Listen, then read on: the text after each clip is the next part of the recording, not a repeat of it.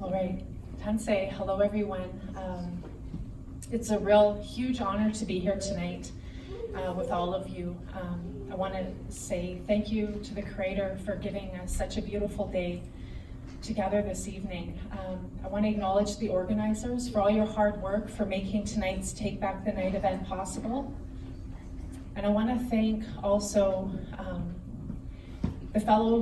my fellow survivors in the room tonight for being here. And I want to also acknowledge the men and the boys that are here tonight for standing with us. We see you and we appreciate that you're here. I'm going to talk a little bit about myself. This event to me is very personal. I'll try my best to keep my composure, but please forgive me if I lose that.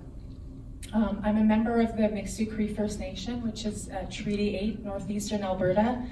I live and work in Edmonton, where I'm raising my two lovely young children. We founded the Stolen Sisters and Brothers Awareness Movement over 12 years ago. We were the first march of its kind in Edmonton. Back then, our main focus was raising awareness for the very serious issue of violence against our women and girls. It was probably about 5 years ago that we started including our men and our boys in our messaging. We like to think of ourselves as 100% grassroots, and what I mean by that is that we don't seek funding from any type of business or government organization to do the work that we do. In my own life, I've had to overcome exploitation in a sexual nature. I've been homeless, and I've also had my fair share of dealing with racism. I'm also someone that has overcome addiction, and I'll share a bit more with you about my personal story. But I think, for those that I've met in my journey, when we're trying to cope with some of these traumas that we've endured, sometimes we choose things that just end up harming us more. And it was a very painful and dark moment in my life before I decided I needed to make a change. So many of us know already that the serious issue of our missing and murdered Indigenous people is a national tragedy. And Canada, is known worldwide as a leader of and protector of human rights. But yet, for so many of us, we are living in a constant state of survival. And the systems are continually failing us time and time again, failing to address the systemic racism and misogyny that fuels the deaths, the violence and exploitation. And even after a multi-million-dollar national inquiry and the final report that followed that, with the 231 calls to justice, not near enough action is being taken to stop these tragedies from occurring. And the murders continue and the violence continue. I personally feel like there's not enough being done by the authorities to actually bring these perpetrators to justice.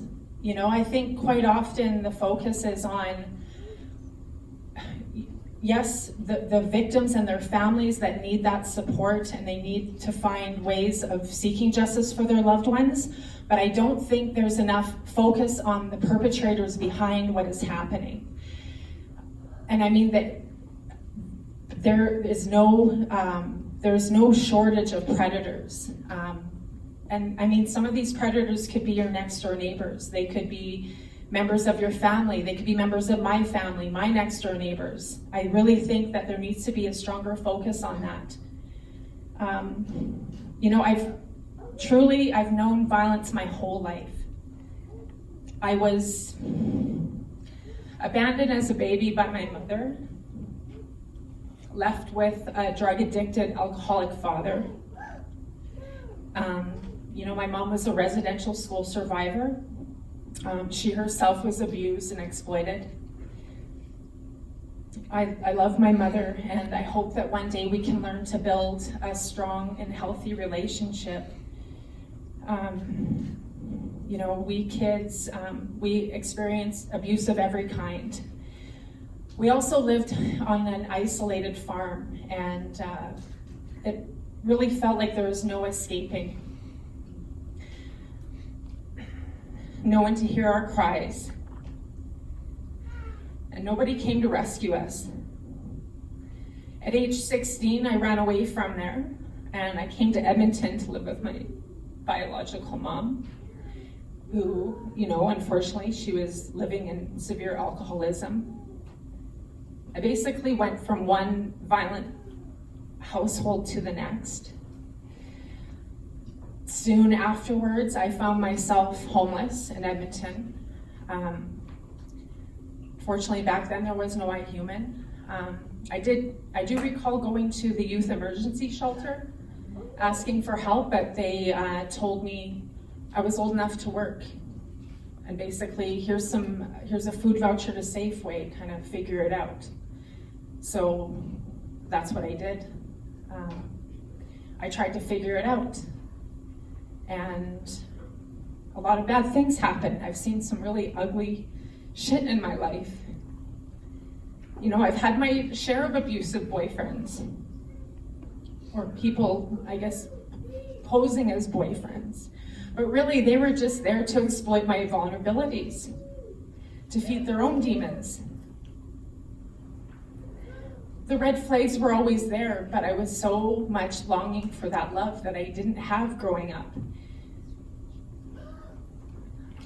It was probably about 2 years ago, I was thinking about the number of times knives have been pulled on me by these individuals, weapons pulled, and I literally didn't have enough fingers to count. And I was really shocked by that, because again, I spent so many years trying to numb the pain, trying to forget what happened. I'm on my healing journey now, and I'm not perfect. I stumble, I fall, I get back up. I have to, because I have children to raise, and I don't want this cycle to continue.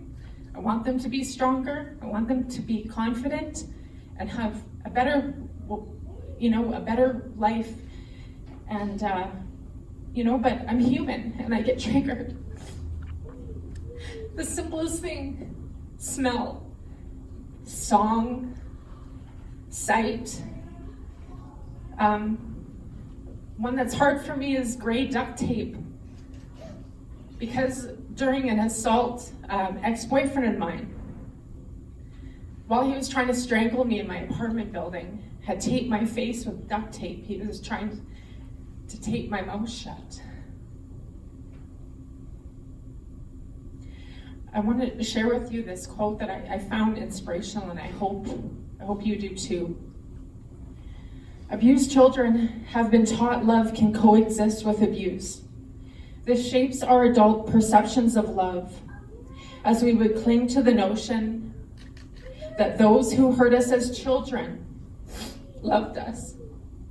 We rationalize being hurt by other adults by insisting that they love us. I am not an academic, and I'm not an expert on missing and murdered Indigenous women and girls, men or boys.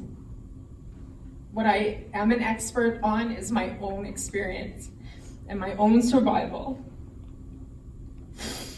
And to my fellow survivors, keep sharing your truths in safe and inclusive, loving spaces like this, because this is part of my healing, and you all are a part of my healing. And I just thank you from the bottom of my heart. And again, to the organizers, I am so honored to be asked to speak tonight. And I've tried to be at as many Take Back the Nights as I could over the years, and it's just truly a huge honor. So thank you.